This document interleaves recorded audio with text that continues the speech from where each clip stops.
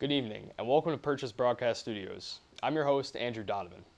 On April 17th, students at Columbia University established a Gaza solidarity encampment on their campus in protest of the Israel-Hamas war. The next day, the NYPD were called to the campus to disband the protest encampment and arrest more than 100 protesters. The Columbia students' activism sparked a nationwide movement, with more than 2,500 people arrested, according to the Associated Press. The activist group raised the consciousness here on the Purchase College campus, decided to join the fight on May 2nd, setting up an encampment in the quad. RTC organized a list of demands they request from the college, including financial transparency, full divestment, and acknowledgement of the genocide from the administration, who have been silent on the matter. However, what started as something peaceful and quiet became what some have described as a nightmare. At 10 p.m. that night, police from multiple districts moved in on the encampment, violently arresting peaceful protesters, including students and staff members. More than 70 arrests were made, and every individual was charged with trespassing. The college's president, Milagros Peña, sent a campus-wide email the next day underscoring the importance of respecting campus policies for protests to ensure a safe and inclusive environment for all. The faculty also wrote their own letter, addressed to Peña herself, strongly condemning the violent actions taken by campus authorities, perceiving them as a failure to uphold justice, academic freedom, and democratic principles. Despite the events of that night, the students did not give up, choosing to regroup and continue protesting. On May 6th, RTC student representatives and faculty members met with Peña after a long weekend of negotiations with the administration to discuss further action.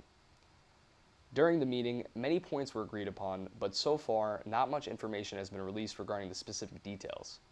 Today, we are joined by two professors who live on campus who were present at Thursday night's protest.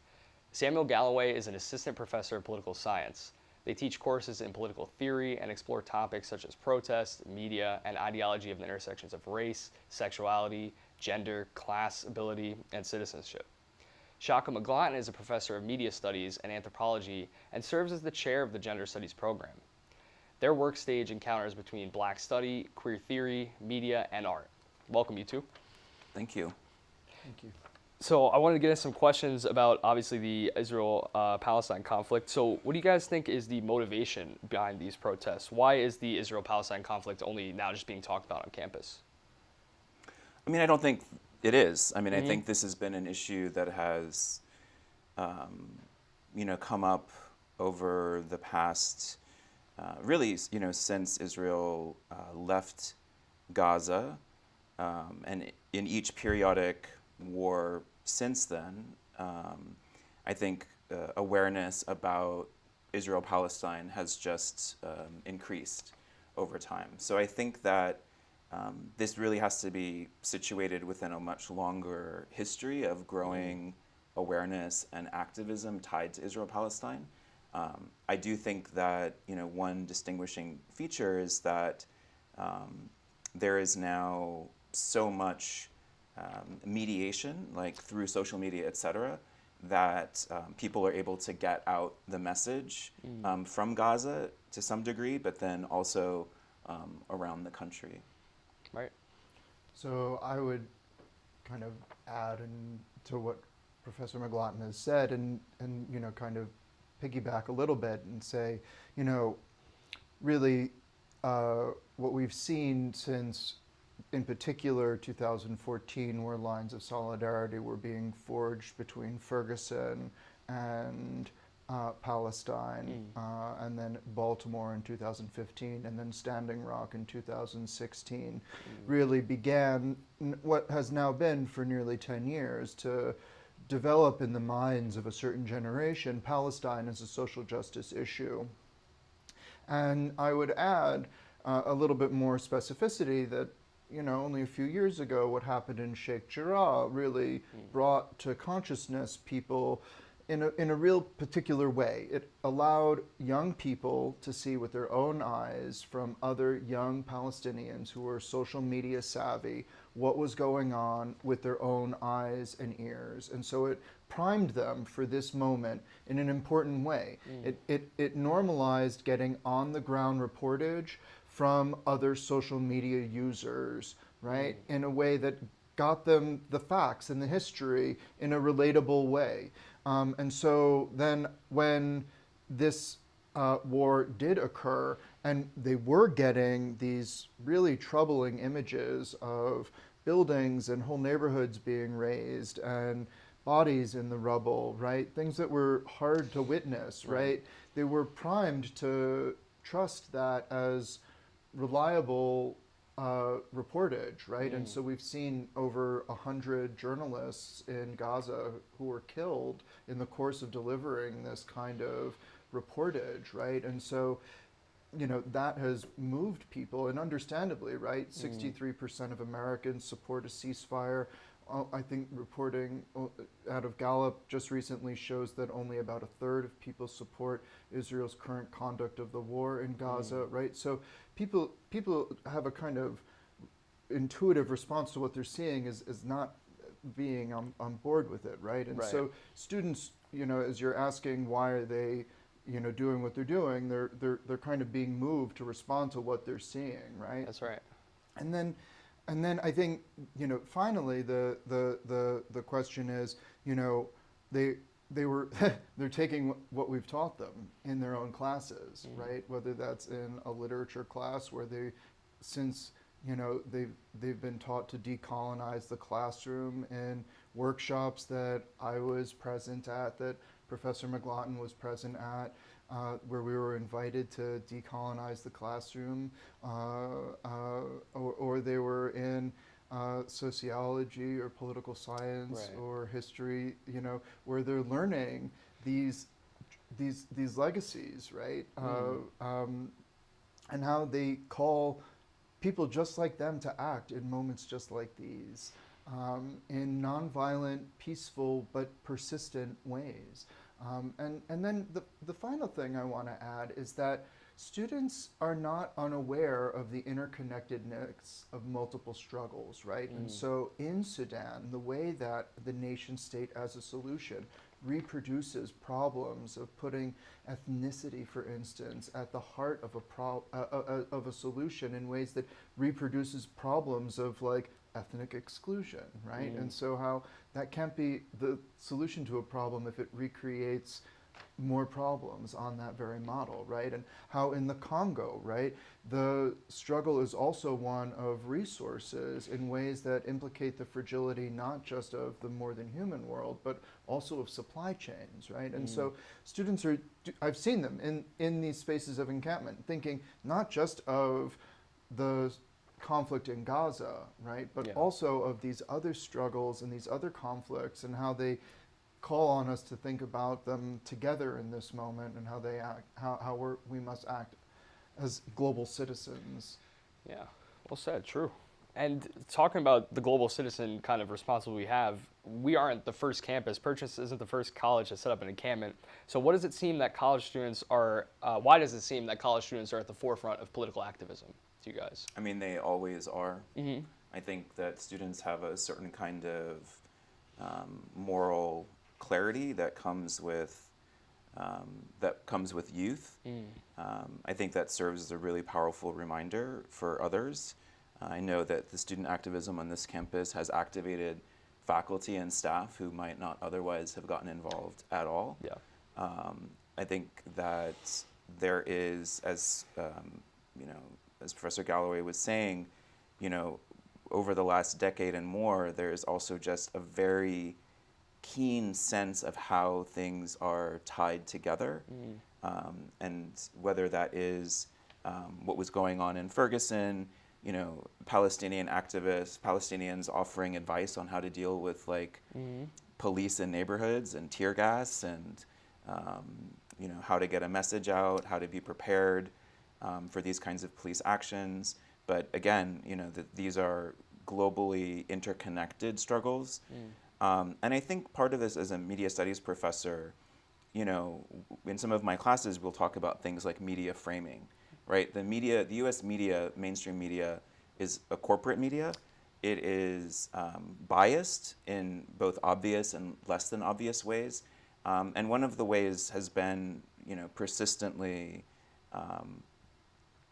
you know, covering Israel-Palestine in really kind of slipshod, inconsistent ways that did begin to change somewhat in 2014, as there was more and more global awareness of just like how extreme these regular, like what Israeli leaders sometimes will call like mowing the lawn, how they describe these, incursions into Gaza.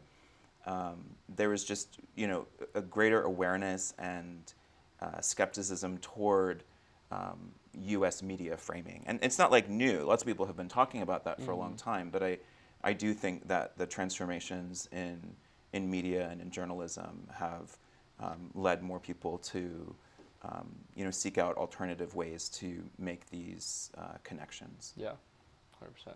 Anything you'd like to add, or? Yeah, Sure. I think that, in addition to what Shaka says about the moral clarity that young people are able to bring to bear on situations, there's some real differences that are worth mentioning. In the 1960s, one of the reasons that students were able to participate in activism was because you could graduate as a high school senior and work a part-time job over the summer and pay your state school tuition full out of pocket up front, and that would afford you the opportunity to be a full-time student. And so there was the affordance of leisure that allowed you to work on your studies, but also to be an activist if that was what you wanted to do. And so there was the opportunity to be a kind of democratic elite and to participate in the assembly on the model of the ancient Greek city-state, right? And so it's not a surprise that the UC system spawned the free speech movement out of Berkeley and the Black Power movement and the Black Panther movement, but also that the first thing that Reagan did, both as governor and then as president, was to slash tax subsidies for higher education and to redistribute the burden of higher education onto students in the form of tuition. And so one of the key differences that students activists face today is a much higher cost, first in the form of a student loan debt regime. And so they're taking out often lifelong financial burden, and they're taking on great risk if they're threatened with arrest, which could threaten their ability to pursue and be eligible for further financial loans. And so when we consider the fact that a great many number of student loan borrowers do not complete their degree, but are still burdened with student loan debt, we should consider the fact that people who participate in student activism are taking on great risk, that they could be potentially risking the loss or the end of their academic career, for failure to be able to pursue their ongoing studies. And indeed, every single one of the students who were arrested, faced these kinds of threats. And so it was with real courage that they decided to act. And that's a different kind of risk that is new and that we should factor in addition to the same old kinds of risks that students faced in the past. And so I think that we should be attentive to how that also shapes the kind of organizing that they engaged in. It was much, instead of a free, open form of agora, it was a much tighter kind of more masked, anonymized, kind of tight circle of trusted leaders who had to participate in a more kind of clandestine form of organizing. And we should ask ourselves if that's the kind of environment that is conducive to the form of political activity on our school. If that, right? If this is if this is how we wish to Make change. Yeah. right? If this is how we wish to conduct ourselves as a community, right? And what can we do to change those conditions to encourage more open and communicative kinds of political participation among our campus community, right? Where people feel safe and free to participate openly. That's a real challenge for the leadership to take up, I think. Yeah, definitely. And to think about that, like I want to kind of get your guys' perspective on the night on Thursday night when you guys were there. Like, how did it feel, and what was your personal experience when you guys were there? You want to go first? Sure. So, well, actually, I was alerted to the encampment by Professor McGlotten, and as soon as I was, my heart sank because I did not think things would go well. When I heard that police were on site and that there was a drone and that there was a helicopter and I just, given the response from so many other campuses, it had appeared that this was going to be what the response was going to be from our campus, and so I said, well, there needs to be people there witnessing, so that there was a record. Yes. So when I arrived, what I witnessed was, well, I can corroborate the record that was attested to by Westchester 12. Very peaceful, very quiet demonstration is what he witnessed. And that is what it was. There were about 80 students, but they were broken into smaller groups. They were reading, they were playing cards, they were on their devices, they were chatting quietly amongst themselves. The RTC group members had provided dinner. There was a list of rules that were clearly being abided by. They were sensible rules. They weren't like overly draconian, but they were protective of people and their safety. The signs were funny. They engaged in, forbidden slogans, but many of them were clearly by Jewish students who felt it important that they articulate their role there as anti-Zionist Jews in support of Palestine. And I thought it was actually quite remarkable how many signs there were out of the signs were attesting to this particular position. I don't know if it was just the signs or if that was representative of the actual students who were there as well, but from the signs it was pretty well represented. I quickly could tell that the scene was well organized and that these were student activists who could put together a scene quickly and organize it well. I saw Chief Tucker. I went and I said, so what's going on? What's the plan? He relayed that at 10 there would be this order to disperse and that if it wasn't complied with, there would be arrests. I conveyed my concern that that would be a needless escalation, that I relayed to him the literature and political science was pretty concrete, that would be viewed as what we call repression, and that repression leads to radicalization, and that would only harden protesters' position and lead to more escalation of the situation. I tried to impress on them the bad headlines and the potential for legal action. There didn't seem to be any I think that there didn't necessarily seem to be a clear plan. There also didn't seem to be any. He said, we'll ask them very nicely, as if that was going to work. So at that point, I went back and I said to the students, look, this is coming. You need to have a plan for what to do so that you're not caught unawares when it comes. And because they were responsible for all these students who were just, at that point, hanging out on the quad. So the leadership of RTC convenes. They have what appears to be what I can only call a debate. They're weighing the pros and cons, the merits and demerits of their decisions. It's lively. Multiple perspectives are being heard. Mara Horowitz, another professor, and I are sitting on the outskirts observing. We're just so impressed by how they're conducting themselves that she and I are just vibing on how they're I mean, it was really impressive. They looked like seasoned activists doing the real thing, which they did.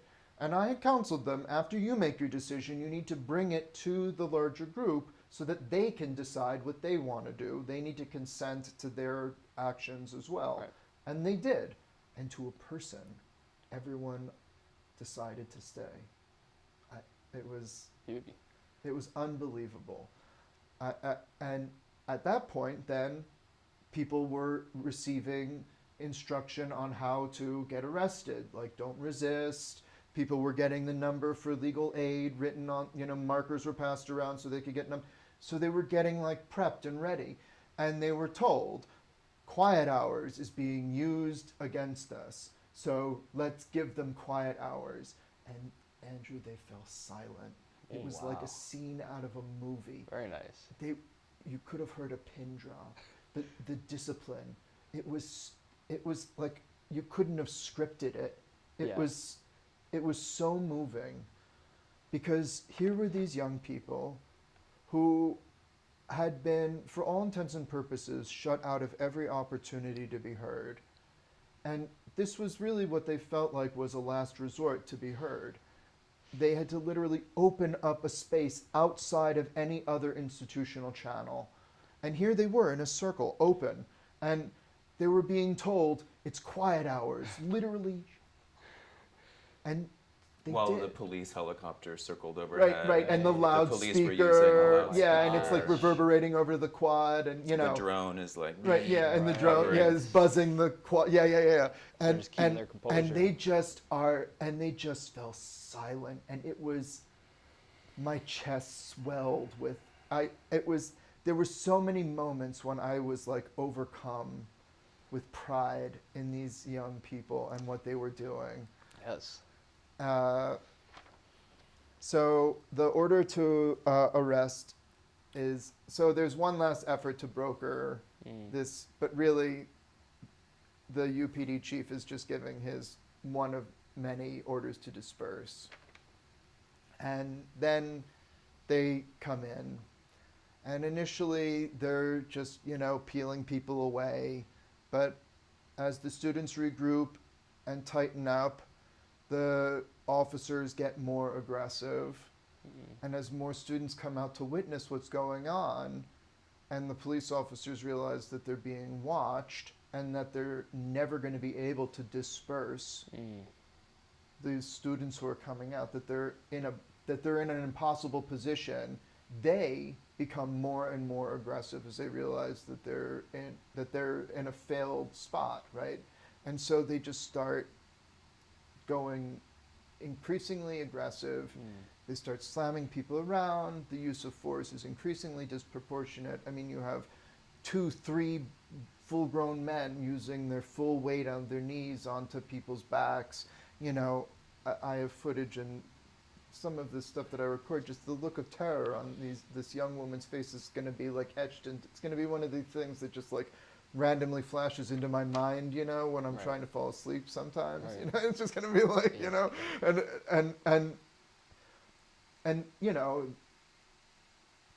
and so eventually we're all pushed up to the rotunda, and there's nowhere for anybody to go, and they've arrested everyone who's committed to being arrested anyway.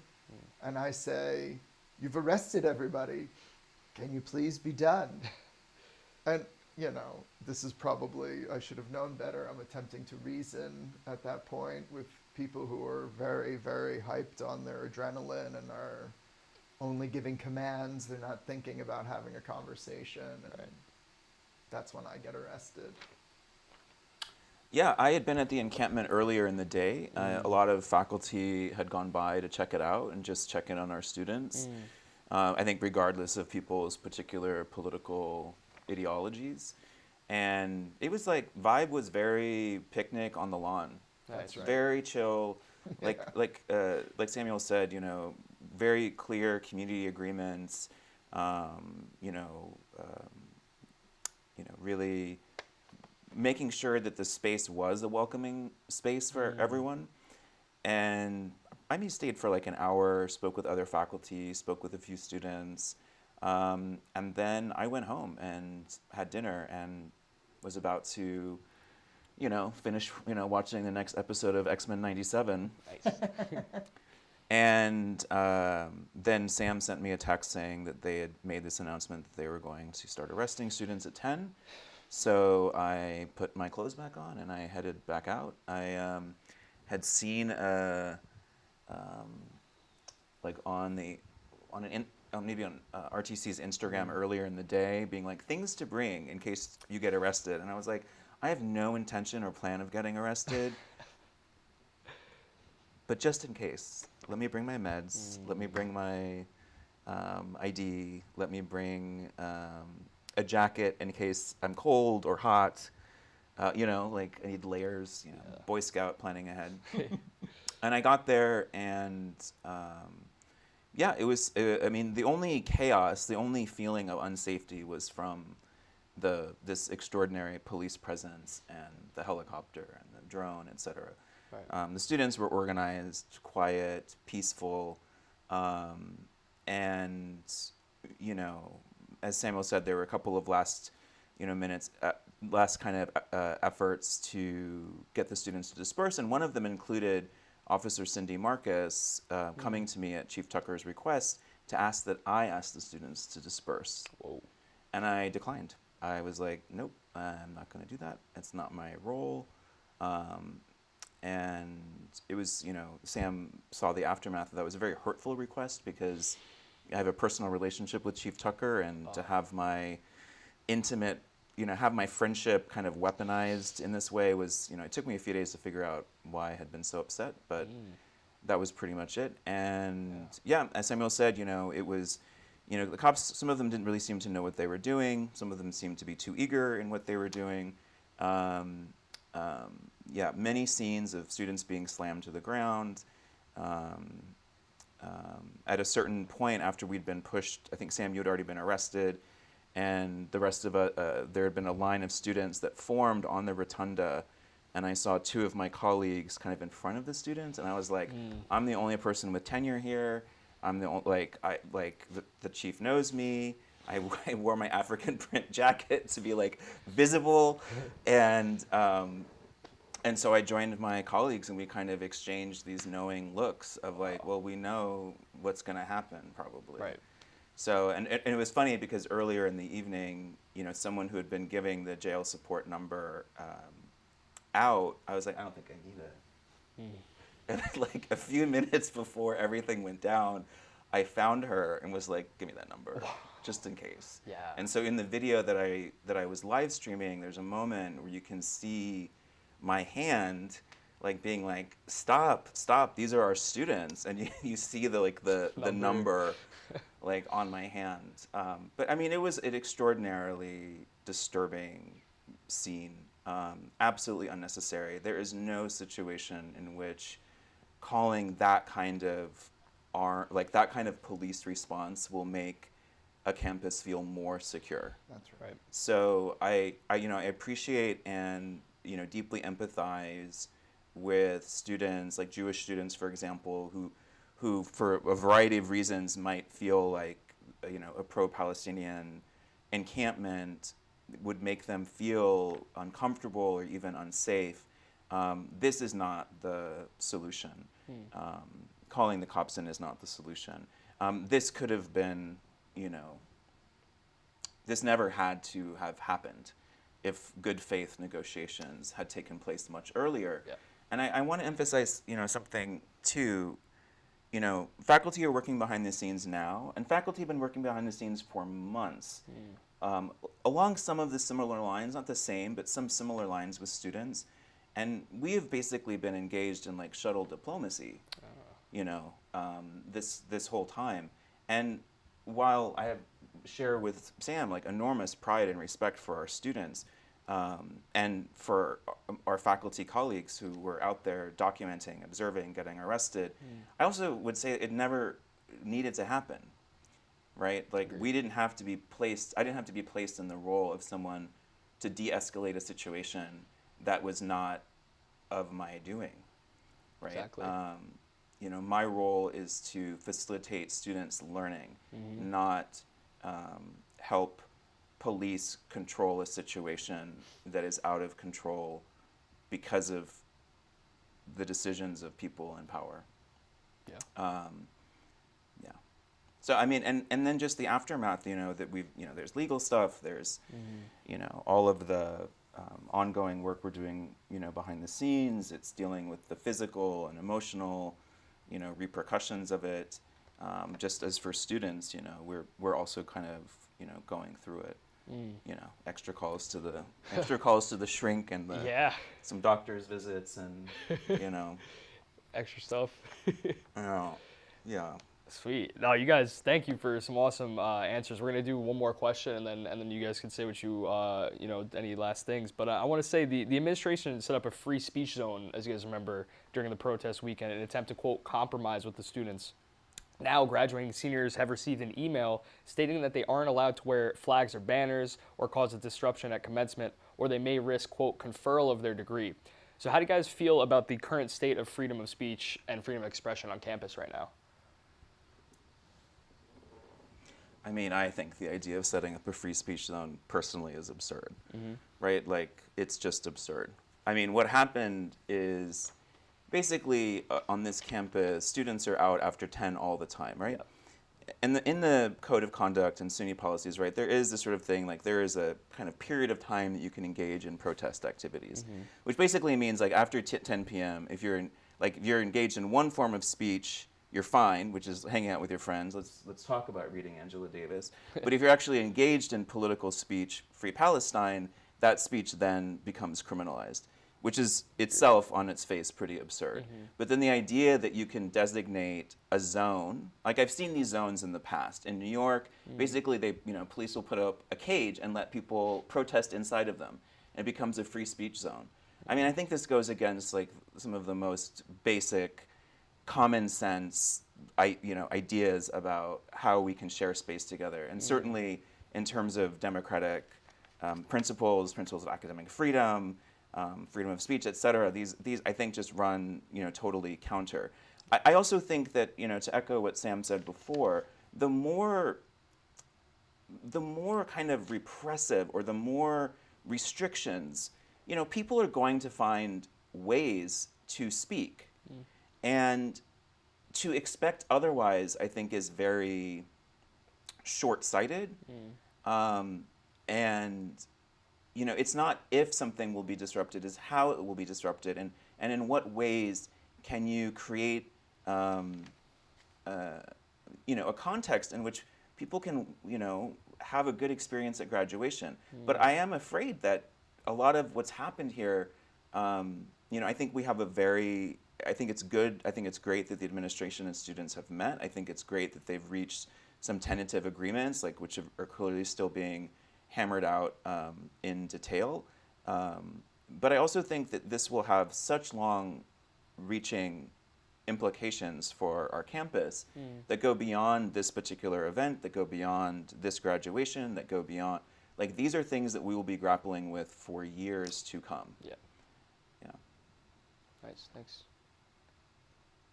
So, as regards the state of free speech on this campus, I also share Shaka's skepticism about the particular interpretation of a permanent designated spot for protest. The rationale is that there's an interpretation about time, place, and manner specifications about restrictions, but those seem to be contingent, meaning, okay, there's this rationale for why you can't hold your protest at the White House on this day because the president is giving a speech outside in the lawn and we don't want someone using, you get what I mean? Right. Right. You can't say, well, you can't have a protest at the White House ever because the president may give a speech day. outside in the lawn. Right. That begins to flub where the restrictions on time, place, and manner begin to, right? So, okay, so on such and such a day, you can't hold a protest outside the clock tower because we're hosting an event here. That's a rationale that is a reasonable restriction. Saying to core, the only place you can protest is here because everywhere else is an undue disruption, I think doesn't. And it also reveals like how these rules and codes and policies are flexible depending on the moment.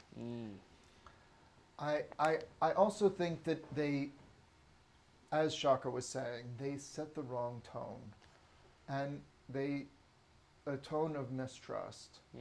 And the students widely, what I understood, received that as a trap, and thank goodness, because it in part allowed them to rationalize staying in Sunday night and getting some sleep, because it was like, hey kids, come to the free speech zone and have a protest. And it was like, that sounds very sus, right? And it was sus, right? It was much more easy to pin down and encircle and all the rest of it, right? But like, so yeah, right, exactly. It was like, Please make it easier for. Please protest at a place that makes it easier. In for a us matter, to time, arrest and location in in which future, we can clamp down. You don't have to walk that please, far. Please insert your neck under our boot. Just a little bit faster. Anyway,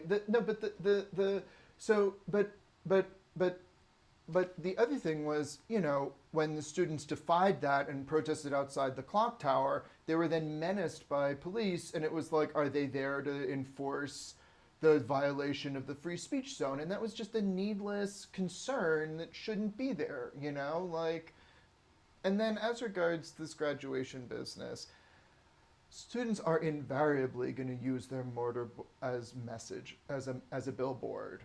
And what counts as offensive to whom? By whose standards, right? I mean, do they want to hear what I think is offensive?